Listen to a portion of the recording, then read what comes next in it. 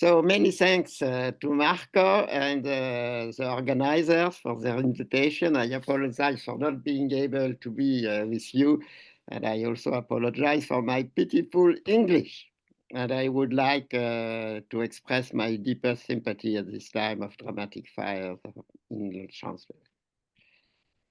So, I am going to talk about neuromathematics, but in a rather special sense. My purpose concerns the internal geometry of the connectome of some primary visual areas. This geometry is an immanent, internal, neural geometry of connections, of neural connections. And I am going to summarize the work I have done on the very specific internal geometry of these functional architectures, what I called in the 90s neurogeometry. But neurogeometry is more than a certain type of neural model. It seeks to answer a very specific theoretical problem. The basic theoretical problem I would like to address concerning low-level vision is the following.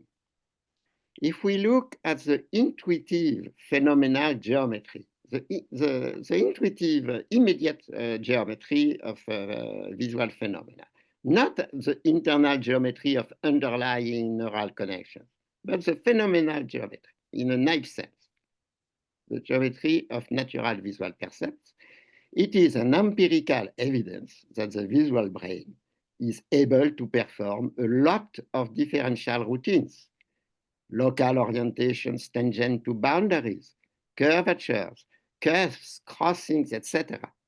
Many geometrical differential features. For example, a closed regular contour, which is the boundary of a shape, is the envelope of its tangents. It is the integral of its tangent directions. So it is an evident object of intuitive differential geometry.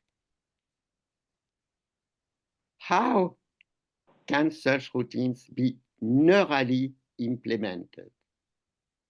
It is a problem. Why? At the resolution scale defined by the size of the receptive field, cortical visual neurons are point-like processors. They code numerical values, for instance, by their firing rate, what is called the rate coding, or by their rank coding in the sense of Simon Thorpe.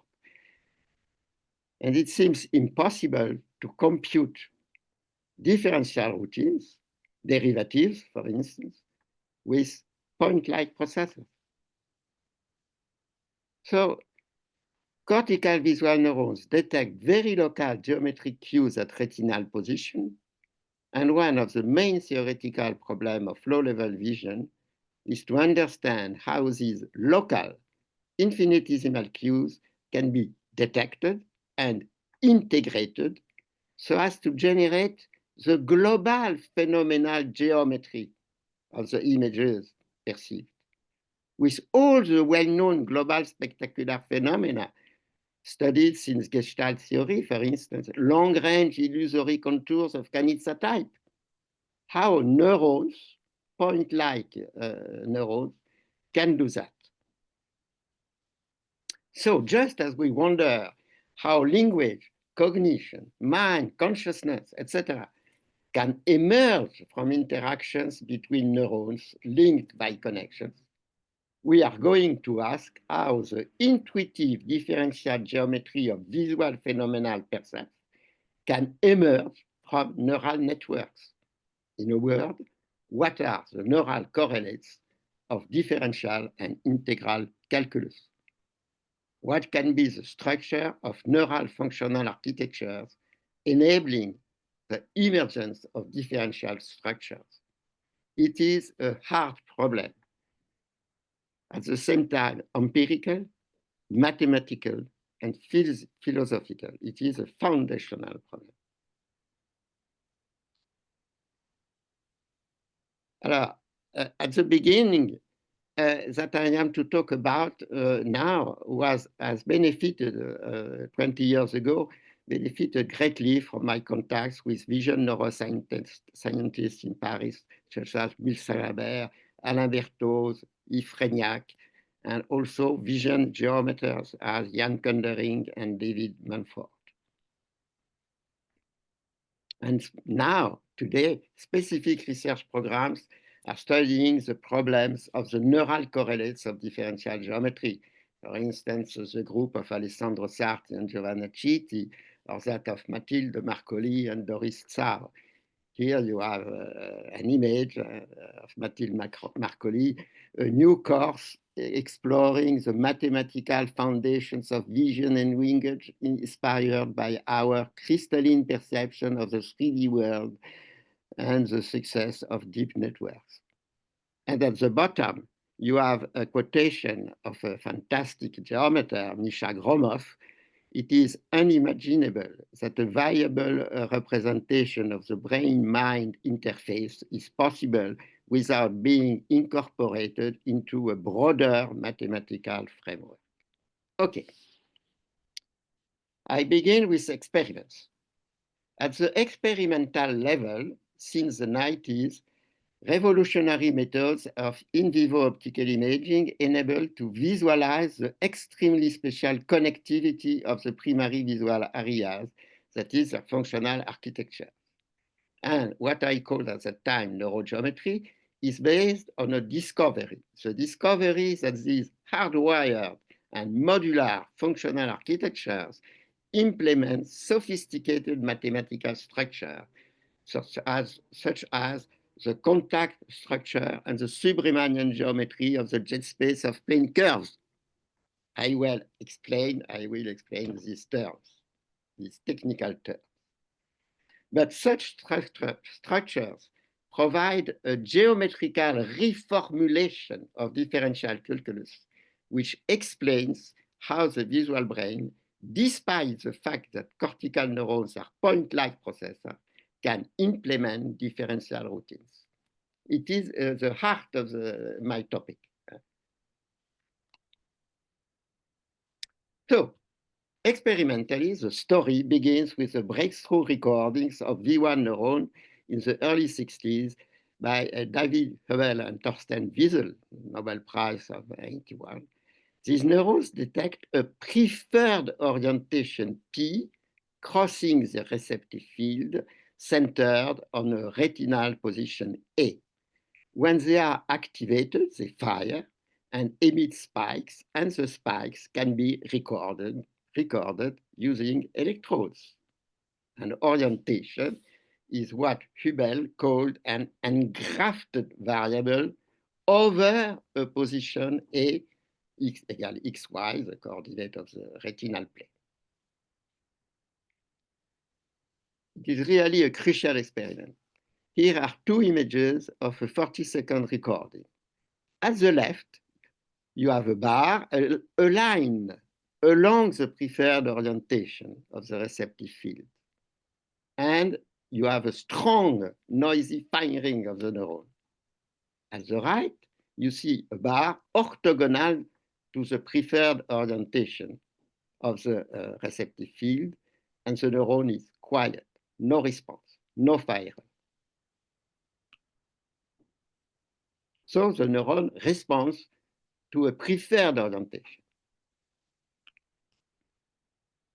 And moreover, Hubel and Wiesel discovered that neurons detecting all the orientation P at the same retinal position, A, constitute an anatomically well-delimited small neural module called an orientation hypercolon. And that the preferred orientation P varies smoothly with the retinal point A. So the AP constitute an orientation field over the retinal plane. And moreover, the retinotopy of the retinogeniculocortical waves, the projection of the retina on the cortical area V1, means that the fiber bundle R2 cross P1, P1 is a line of orientations, all the orientations, the projective line of the orientation. R2 cross P1 projected to R2 is neurally implemented. It is a fundamental fact. This geometrical projection is neurally implemented by a very complex neural way with long axons from the retina to the geniculate body to the cortical area. The first global reconstruction of an orientation field from the sparse local data provided by electrodes was inferred abductively in the 79 by Valentino and Carla Breitenberg. This was long before the introduction of modern in vivo optical imaging techniques. As they claimed, we believe that the most natural explanation of the facts observed would be in terms of orientations arranged with circular symmetry around centers, either radially or along concentric circles. And after Breitenberg, in an astonishing paper of 87, still before the advent of optical imaging techniques, Nicholas Swindell reconstructed for the CATS area 18 what he called the spatial layout of the orientation map. And he thus confirmed Breitenberg's abduction. His data came from electrodes separated by 150, 300 microns at a cortical depth of about 400, 700 microns. And he succeeded in interpolating between the preferred orientations measured at the different sites, the different places, and reconstructed what he called the fine-grained map shown in the following figure. And I think that it is really a great experimental achievement. So this is the field of preferred orientations of neurons in a cortical layer. Each point is a neuron, and you see the preferred orientation. If you use a color code for directions, you got what is called an orientation map. The color code is at the bottom on the left. You see the color corresponding to orientation. This is a theoretical reconstruction of Swindell from incomplete sparse data given by electrodes. It is not an empirical observation. And Swindell even reconstructed the possible singularities of the orientation fields. They can be endpoints, triple point, like you see here a triple point, here an endpoint. And these singularities are now called pinwheels. I will explain that in a moment.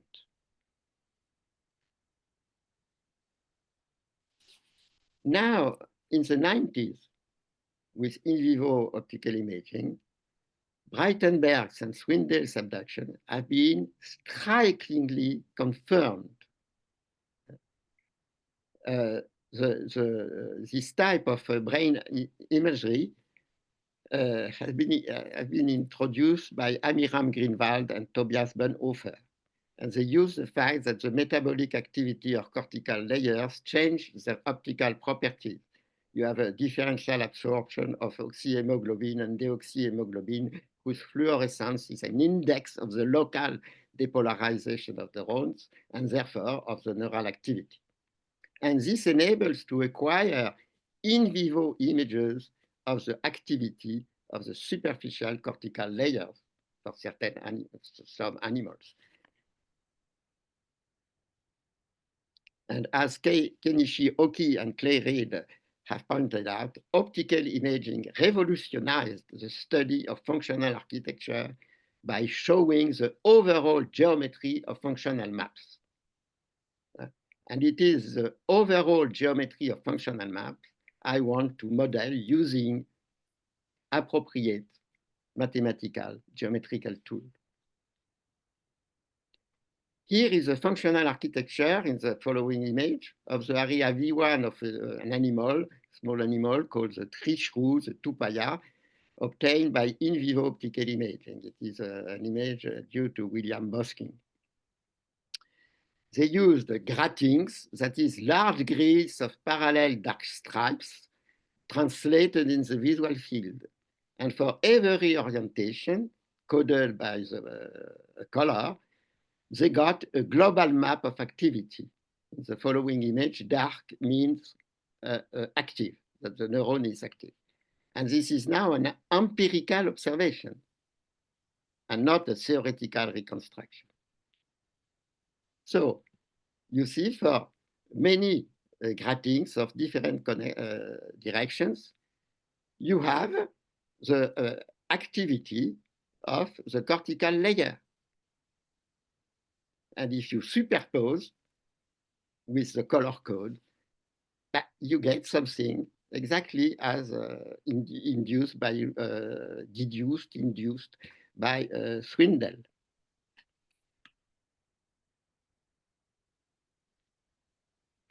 So these images, if I consider that these images are absolutely fundamental experimental results. We see the functional architecture of the primary visual area. So orientation maps with pinwheels are now well known. Here is a V1 area of the macaque due to Blasdell and Salama. And you see you have a lot of singular points where all the orientations are present. Here you have another image due also to Bosking. And you see that you have a lattice of singular points and a sort of mesh of the lattice. And you have a chirality of the singular points.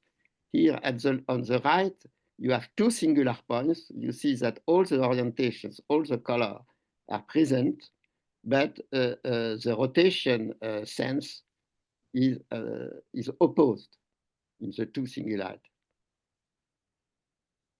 This is a beautiful experimental stuff.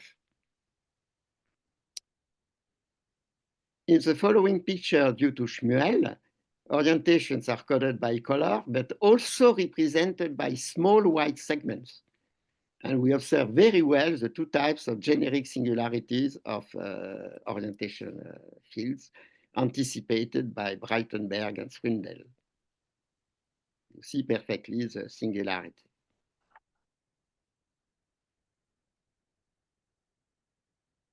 Okay, these are models of the singularities,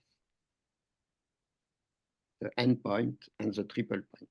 Okay, so in these images, the plane is V1. A colored point represents the mean of a small group of real neurons. The scale is a mesoscale. Colors code for the preferred orientation at each point. And the field of isochromatic lines, that is iso orientation lines, is organized by a lattice of singular points called pinwheels, where all orientations meet.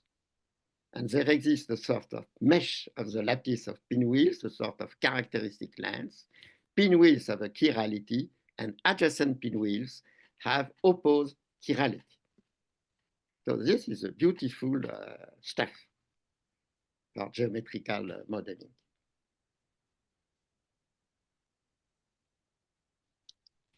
Here you have the two pinwheels, two types of pinwheels. For a true microscale observation at the level of single neurons, you need more recent techniques such as two-photon confocal microscopy. The following images is due to Oki. So at the left, you have the mesoscale orientation map, and at the right, you have the micro scale.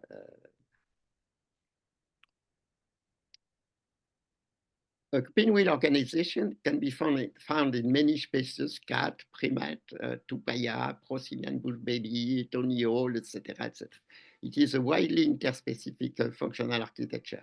And the following figure shows pinwheels in the V1 and V2 areas of the cat, the marmoset, and the tony hole. So you see that you have the maps are not completely of the same type, but you see very well the pinwheel structure. Alors, now I will interpret these empirical results more geometrically. Pinwheels can be interpreted geometrically as blowing up of points AI. That is, points where you have all the orientations. So above this type of singular points, you have all the fiber of the orientations. Over the regular point, you have only one preferred orientation. So you have a sort of lattice of singular points, and above the points, a fiber of all the orientations. And for the other points, you have a privileged orientation, a preferred orientation. Okay. So in fact, the orientation maps can be interpreted as the fact that the fiber with all orientations over the singular points, the pinwheels, is contracted and folded as a small wheel around in the point, the base point AI, but projected on the surface of the cortical layer. So you have a 3D abstract structure which is represented in a 2D layer. You have a sort of 3D and to 2D dimensional collapse. An orientation maps is, in fact, a 3-dimensional object abstractly, but realized in a 2D layer. In fiber, you have the engraft variable of the orientation. So an orientation map is a geometric object of, in some sense, intermediate dimension between 2 and 3, with a lattice of base points, singular points, which are blown up in parallel. And at the limit, if you have many pinwheels, for every position, retinal position, you have the fiber of the possible orientations. And this is a 3D space, R2 cross P1, I called V. And so V can be considered as an idealized continuous model of the concrete neural V1 produced by biological evolution with its orientation field and lattice of pinwheels. Okay. So V as a vibration correspond to the engrafted variables of Ibel and Wheeler. Alors, a lot of other experimental details, very beautiful experimental details, can be found in my book, Elements of Neurogeometry. And now I run into the hard problem evoked in my introduction.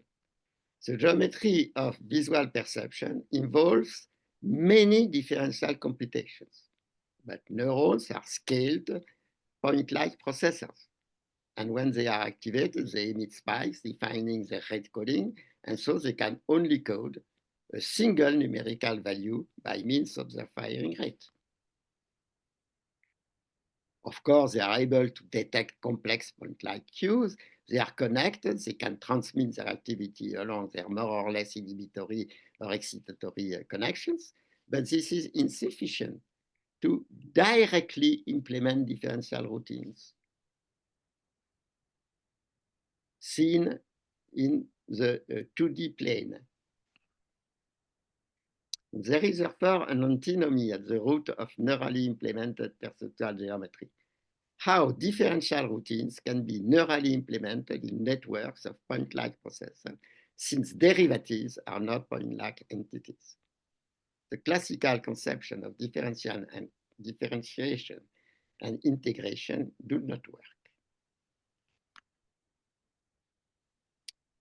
But now we have seen that biological evolution has introduced new post-retinal modules and layers that implement new engrafted variables beyond the two variables of retinal position.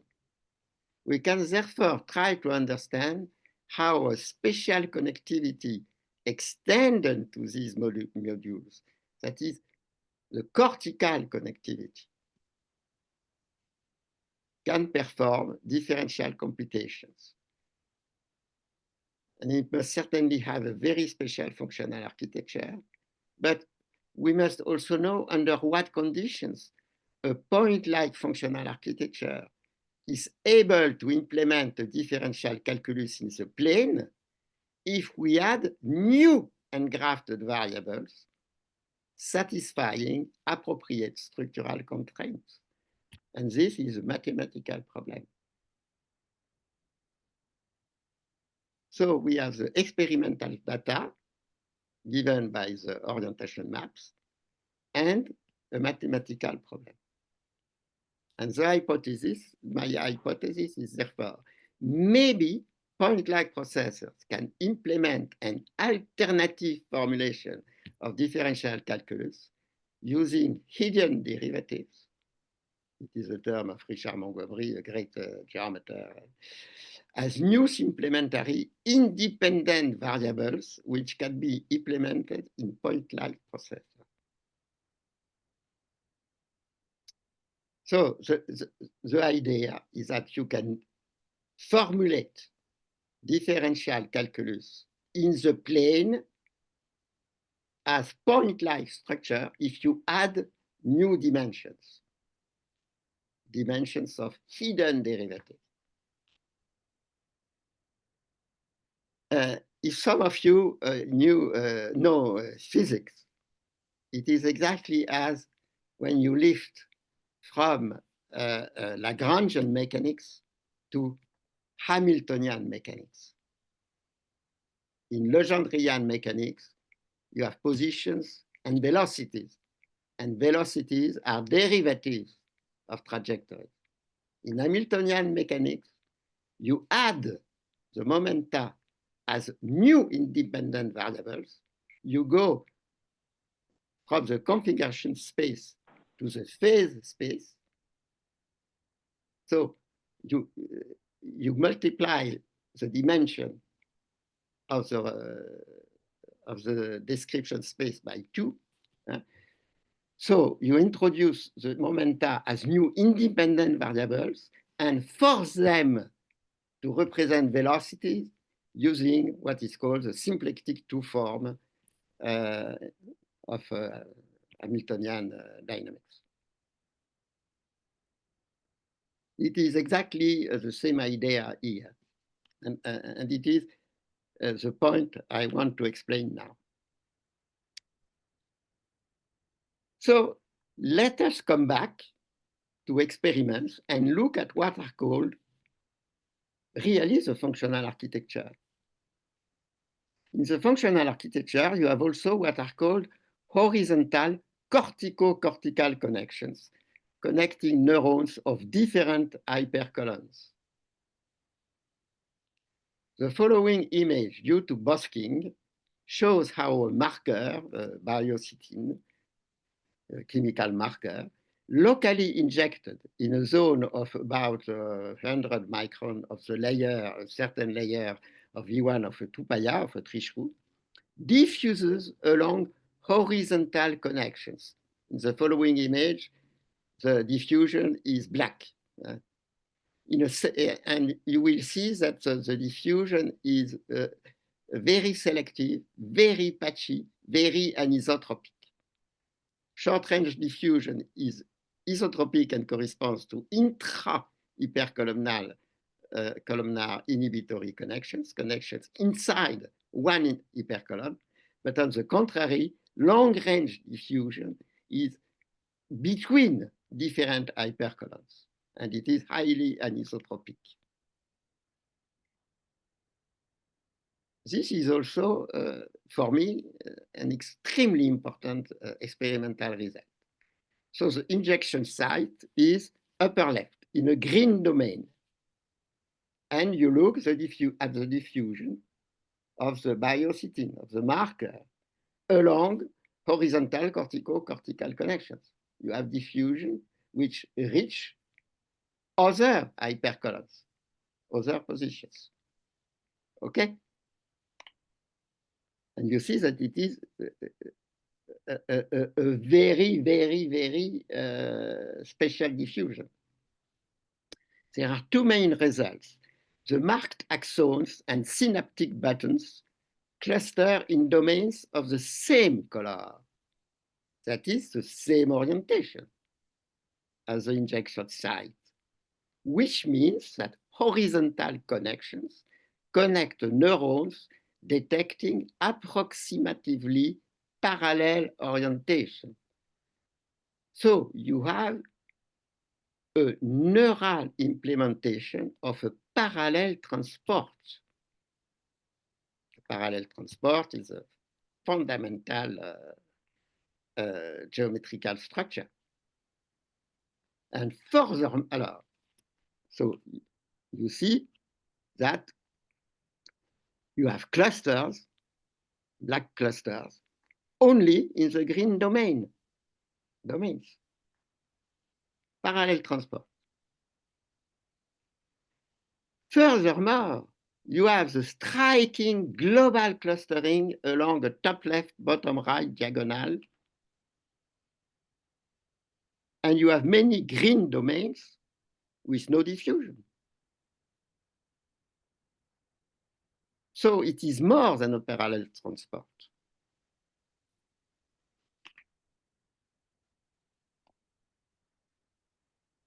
When you interpret this striking global clustering, you arrive at the conclusion that neurons, that horizontal connections connect neurons detecting not only almost parallel, but also almost aligned coaxial orientations. It is a good continuation, what is called in Gestalt theory, the good continuation. It is not parallelism, but alignment. It is stronger, much stronger. And so here is a quotation of Bosking. The system of long-range horizontal connections can be summarized as preferentially linking neurons with co-oriented, coaxially aligned receptive fields. It is the key result. It is the reason, it is for this reason, for this functional architecture, for this reason, that we are able to see contours, to see global lines. Otherwise, it would be impossible. And we will see that this means that the contact structure of the vibration R2 cross P1 over R2, that is V, is neurally implemented. Not only the vibration, but also what is called the contact structure. And now I will explain what is the contact structure. Let me underline that the hypothesis that the notion of contact structure must be involved in a natural way in visual perception was already explicitly formulated in 1989 by William Hoffman in his pioneering paper, The Visual Cortex is a Contact Bundle.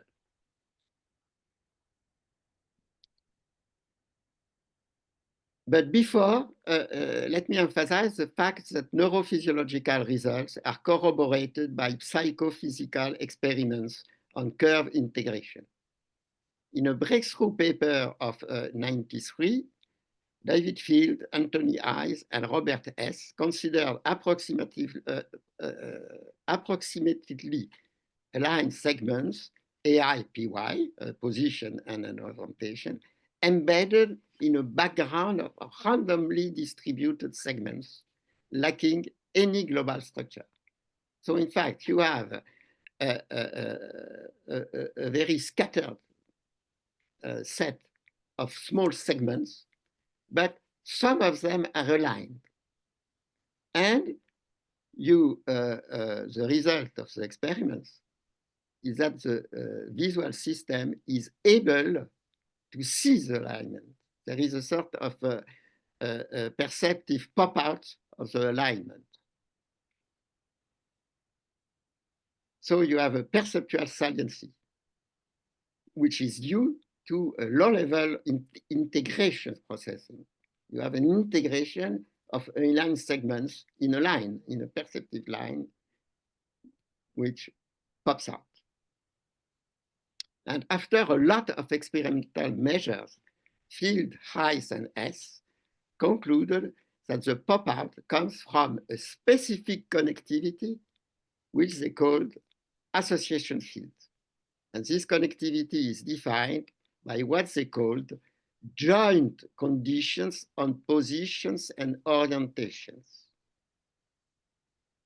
Two elements, E1, P1, a position and an orientation, and A2, P2 are connected if one can interpolate between them by a curve which is not too curved.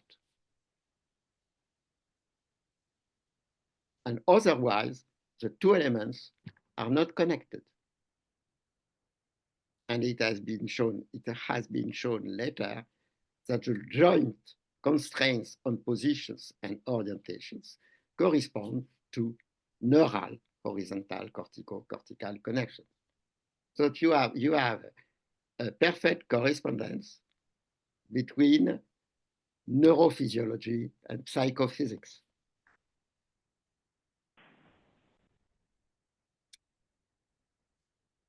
And so now I will conclude by mathematical models. Alternative versions of differential calculus do exist in modern differential geometry, and it is fundamental in the history of the links between analysis and geometry. They exist since Pfaff, Jacobi, Frobenius, Lie, Darboux in the 19th century, and Cartan, Goursat, the beginning of the 20th century. And they represent a great achievement of the geometrization of analysis and differential calculus during the 19th century and the beginning of the 20th century. And these alternative versions of differential calculus can solve the hard problem. And it is why some structures developed by this alternative geometry, such as the jet space, differential forms, contact structures, are so basic in neurogeometry. The revolution was the geometrization of the integrability conditions of differential equations. It is very parallel to the revolution accomplished by Galois for the resolution of algebraic equations. And the basic notion became that of a contact element, a Flechen element in the sense of Lie. That is a pair of a point X of a manifold M and an hyperplane Kx of the tangent plane of the manifold M at the point X. If M is of dimension 2, Kx is an orientation P at X. This is a contact element. And Sophus Lie developed this notion in great detail with a strong sense of novelty of this point of view, and reinterpreted completely the differential calculus using only contact elements. But contact elements are point-like structure. So you can formulate differential calculus with only point-like structure. In a beautiful text of 1894, the geometric work of Sophus Lee, Felix Klein emphasized the importance of the change of perspective brought about with this new, clear, and penetrating view. He explained that inspired by Monge and Pluquer, Lee introduced new elements of space, much more general than points, but still point-like. And instead of applying the methods of differential analysis to geometry, was interested by the reciprocal, the inverse relation, and developed the application of geometrical intuition to analysis. This is the key foundational issues, the foundations of differential calculus, moved from analysis to geometry.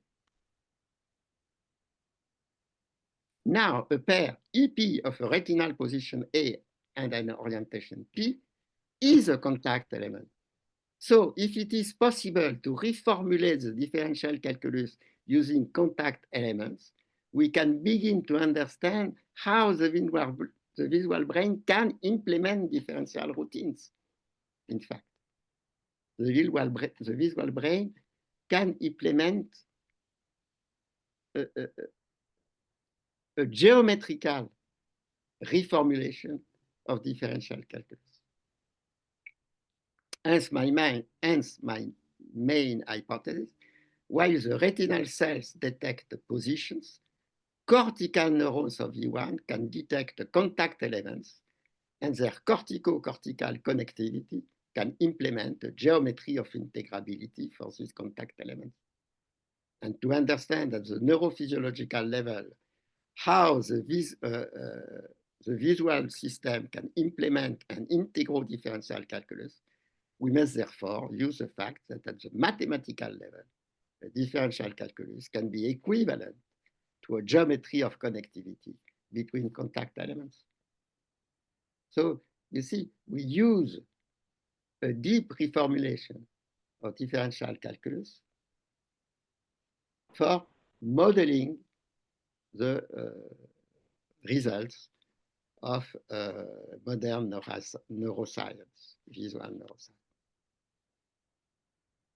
It is why in the 90s, I began to develop the following relations between neurophysiology and geometry. The simple cortical neurons of V1 detects the contact elements, AP.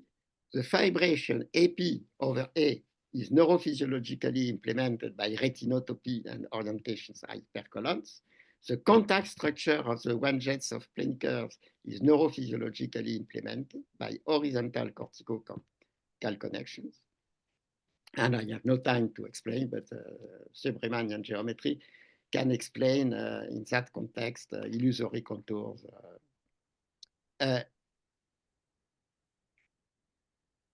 Alors, I conclude by the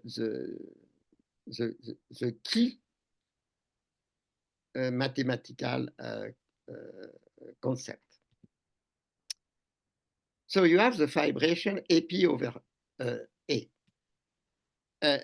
It is not sufficient to interpret P as a sort of hidden derivative.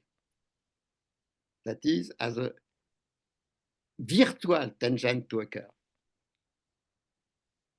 If P is a tangent, P satisfies the fundamental Pfaff equation, P equal dy over dx, the derivative, but this is equivalent to the fact that the differential form omega equal dy minus P dx equal 0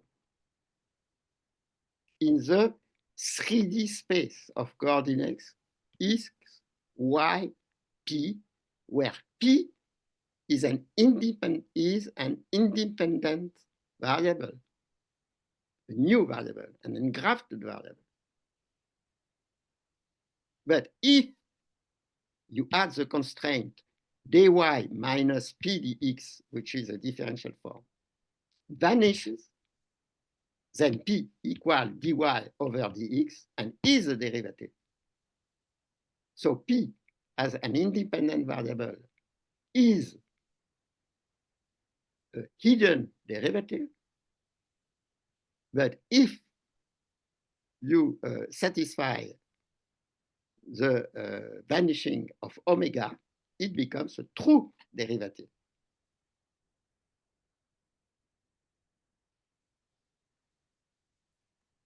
If you have a regular curve in the plane gamma, you can lift it in V, the 3D space X, Y, P, as a skew curve.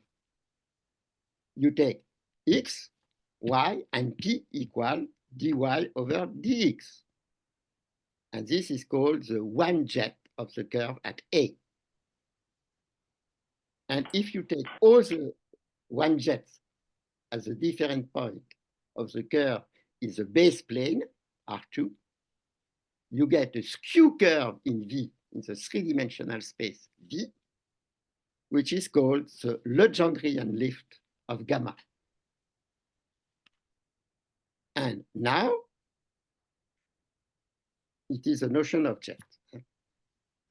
Notion of jet is very important because it is a point coding of a derivative in a higher dimensional space. You have a point coding, but a new dimension with a condition, the vanishing of omega. So adding a new dimension, we can transform derivatives in point-like entities computable by point-like process. And conversely, if you have a skew curve in the 3D space V, X, Y, P, this curve, this skew curve, can be the Legendrian lift of its projection on the base space, if and only if the hidden derivative P is a real derivative, P equal dy over dx.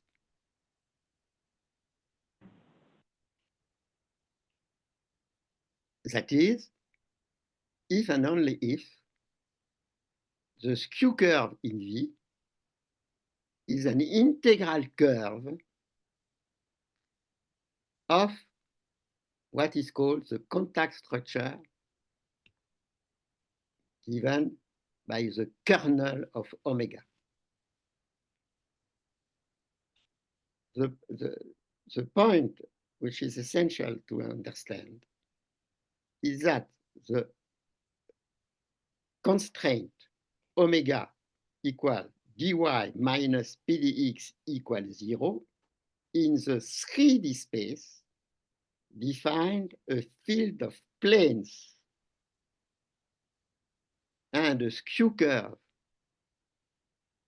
in this 3D space is a Legendrian lift of its projection on the base plane, if and only if it is tangent everywhere at the contact planes, the planes defining the kernel of omega.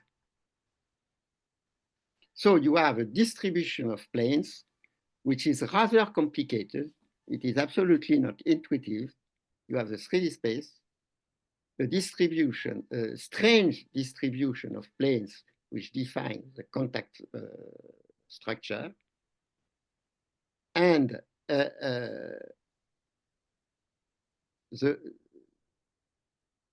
Legendrian lift of a plane curve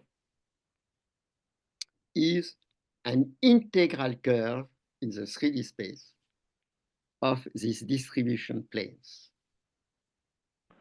So, Dr. Petit, sorry to interrupt you. I have finished. Okay. Pardon me. We're going to leave a few minutes for questions if you're willing to entertain them. Okay. And so we get the cost. Okay, let me finish one moment. So you can take you can finish in 2 minutes. Oh yeah. It is my last slide. And so we get a correspondence between two vocabularies, a neurophysiological one and a mathematical one. Simple neurons detect contact elements AP. The retinogeniculocortical way the retinotopy, and the engrafted variables correspond to the fibration R2 cross P over R2. That is a projection of AP over P. The orientation hypercolons and the pinwheels correspond as the contact structure of the one-jet space of curves, and long-range horizontal connections, co-oriented, coaxially aligned receptive fields, joint constraints on positions and orientations, good continuation correspond to the contact structure. Okay, so alors, I skip completely my last slides on the Canizza virtual contours. If you read French, you will find a lot of mathematical details on all these structures, mathematical structure, in the second volume of my Éléments de Neurogéométrie. And here you have the link for this volume. Okay. And everything remains to be done in the field of neurogeometry. Firstly, to go down to the microphysical level of neurons and their spikes governed by Hodgkin-Huxley type equations. Neurogeometry operates, in fact, at the mesoneuronal level. And second, you have to go beyond V1 to higher retinotopic visual areas from V2, etc., to M2, MT. And I have focused on V1. But despite the very partial nature of the already worked out results, I hope to have shown how we can begin to understand the constitution of perceptual geometry from internal immanent neurogeometric algorithms. Thanks.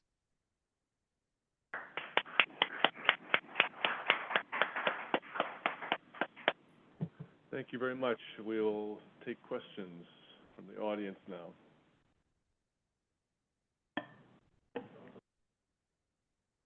Well, there is one.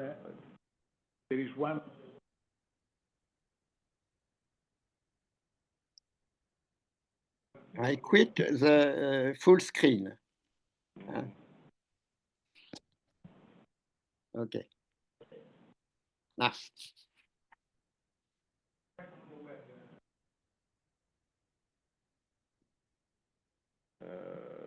Yes.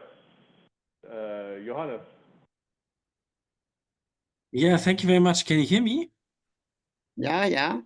Perfect. Yeah. So Speak I really slowly, appreciate. speak slowly. I speak slowly. Sorry. Yeah. Thank you. I very much appreciate the talk. It's amazing, and the research program and the work you've done. It's really amazing. So I have a question which I'm sure you've heard before, and I'm just wondering what you think about it. So what if we take the path of thinking that the intuitive phenomenal geometry isn't the actual phenomenal geometry? Perhaps we simply believe that there's a smooth differential structure, whereas there's in fact none. Or in other words, some of the neurons in my brain represent other neurons as representing something smooth, whereas maybe they don't. So what do you think about that? Or yeah, that's the question. You have a question of scale.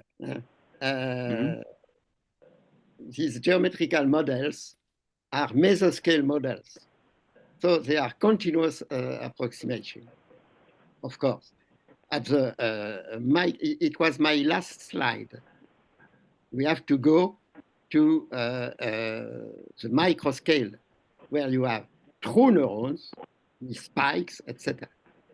So it is exactly as in physics, the links between the particles and the space. In fluid dynamics, you have molecules, but you have continuous model. But of course, the continuity of this continuous model is not physically real. It is a continuous approximation. So you are completely right. But what is important for me is that with this geometrical approximations. You have a taste of the type of functional architecture which are able to do some things which at a certain level of approximations is a differential entities. Of course, you don't have really infinitesimal structures. But the idea, the fundamental idea is that do you have the possibility of doing differential geometry without something as fluxions in Newtons or things like that, but only with point-like entities? And the great revolution introduced by Pfaff and after essentially Frobenius and after Cartan is the fact that if you add new dimensions, okay, you can introduce new variables which will be interpreted as derivatives, but which are not derivatives in se. Exactly as in Hamiltonian mechanics. So I think that evolution understand that to be able to see contours and tangents to contours, etc., you have to add detector of orientations. Okay, so neurons detecting small orientation, but you have to add a very, very special connectivity between this type of neurons. And this is an empirical fact. When you look at the diffusion of biositting in Bosking images, it is absolutely striking. So you have this very special cortico-cortical connectivity. Do we have time for one or two more questions? Peter, go ahead.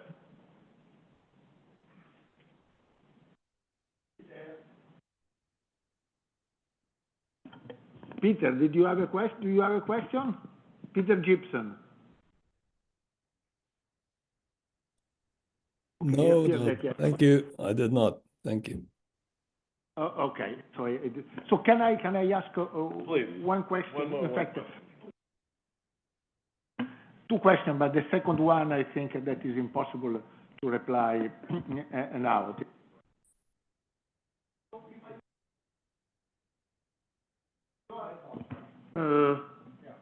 Okay.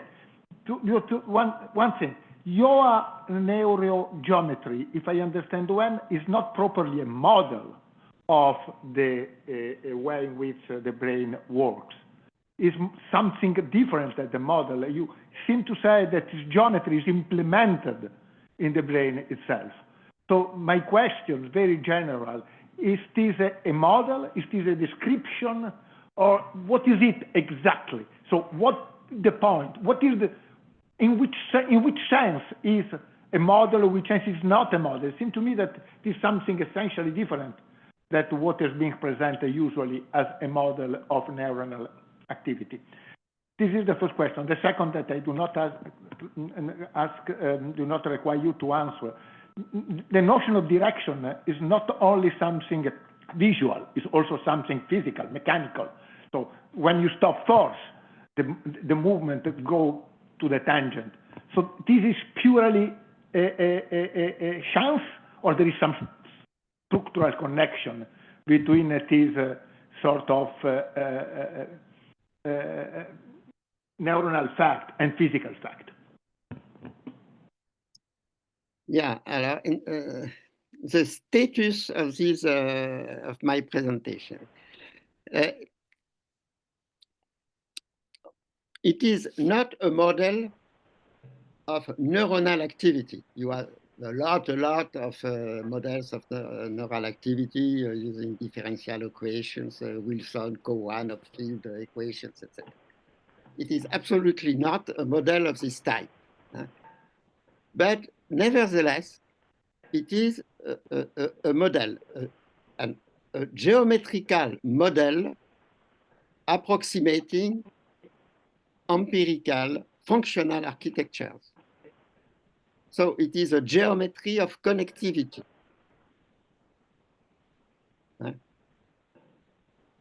And of empirical connectivity.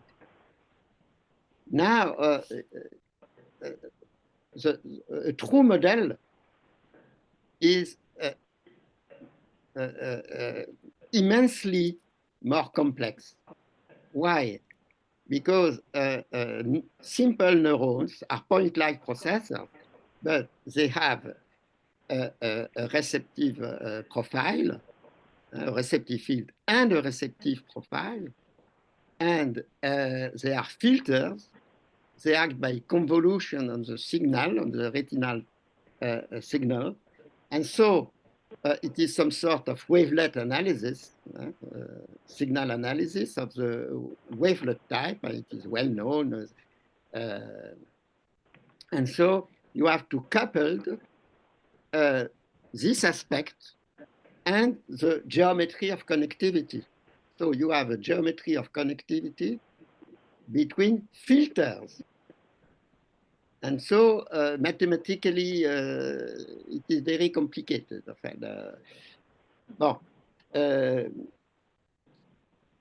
But it is essentially a model of connectivity, of functional architecture.